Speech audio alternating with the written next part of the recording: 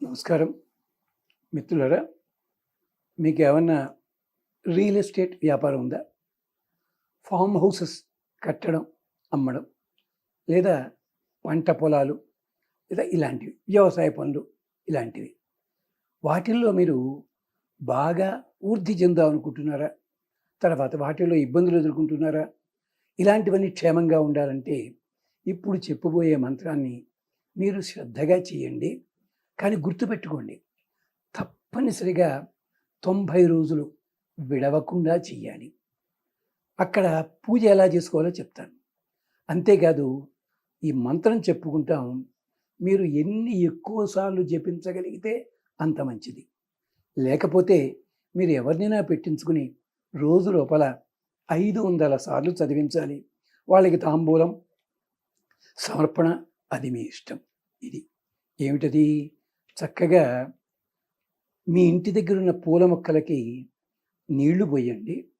తర్వాత ఒక తులసి కోట ఇంట్లోనే పెట్టుకుని తులసికి నమస్కరించండి.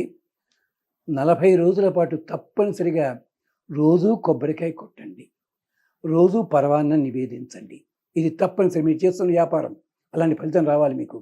దానికోసం రోజూ తప్పనిసరిగా 108కి తక్కువ కాకుండా ఈ మంత్రం జపించండి. జపిస్తే పంట పొలాలు లేదా పెద్ద పెద్ద ఫామ్ హౌసెస్ ఇలాంటివన్నీ కూడా వృద్ధిలోకి వస్తాయి. ఆంజనగంధిం సురభిం బహ్వన్నం అకృషీవలాం ప్రాహం మృగాణం మాతరం అరణ్యాని అశంసిటం.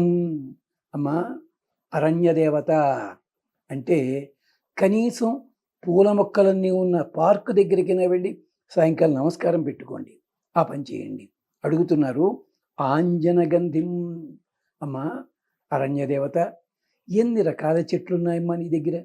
ఎన్ని రకాల సువాసనలు వస్తాయి? అటు పశువులకి ఆనందం కలిగిస్తావు, మాకు ఆనందం కలిగిస్తావు, ఎన్నెన్నో ఇస్తావే. ఆంజనగంధిం సురభిం.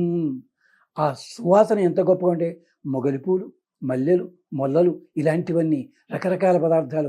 వెలగ చెట్టు ఉందో ఎంత అద్భుతమైన సువాసన వస్తుందో అలాగా ఆంజనగంధిం సురభిం బహ్వన్నం. అడవిని ఆశ్రయించి బతకని వాడు ఎవడైనా ఉన్నాడా? అందరూ బతుకుతున్నారు.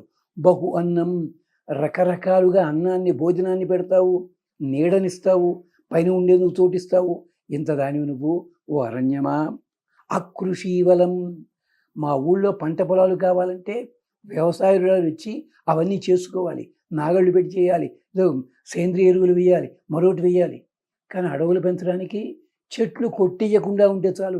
అకృషీవలం. ఏ వ్యవసాయదారుడు వచ్చి అడవులు పెంచడం పనిగట్టుకుని మనం పెంచుతున్నాం. ఈ మధ్య అడవులు, కృత్రిమ అడవులు మనం పెంచుకుంటున్నాం అంతే. అకృషీవలం. అలాంటిది ప్రాహం అకృషీవలం ప్రాహు. అమ్మా, ప్రాహం చాలా గొప్పదానివమ్మా నువ్వు. అలాంటి దానివి. మృగాణం మాతరం, మృగములన్నిటికీ తల్లి వంటి దానివి. మృగములంటే పక్షులు జంతువులు మాత్రమే కాదు, అడవిలో బతికే మానవులు కూడా మృగములే. అంటే మృగం ఎందుకని? వెదకునది, వెదకబడునది మృగం అన్నమాట. అంచేత పక్షులకి, జంతువులన్నిటికీ కూడా మాతరం, తల్లి వంటి దానివమ్మ. అరణ్యాని అశంసిషం. ఓ అరణ్యాని, అరణ్యదేవత. ఈ అరణ్యదేవతని వేదంలో వనస్పతి దేవత అంటారు. ఓ అరణ్యదేవత, రక్షించు మమ్మల్ని.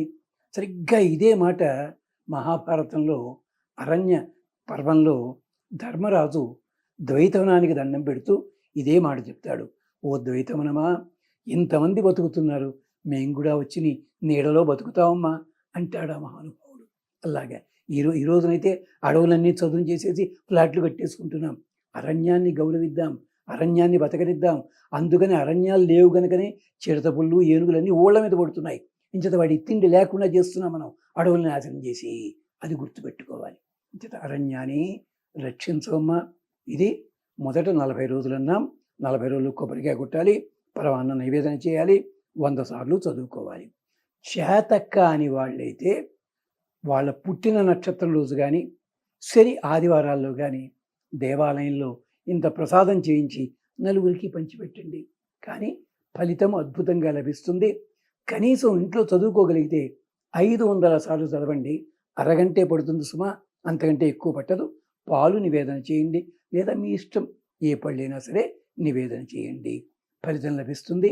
మళ్ళీ ఒక్కసారి ఆ మంత్రం చెప్పుకుందాం. ఆంజనగంధిం సురభిం బక్వన్నం అకృషీవలాం రాహు మృగాణాం మాతరం అరణ్యానిం అశంసిషం. మేము ప్రార్థన చేస్తున్నాం, అరణ్యదేవత రక్షించు. స్వస్తి.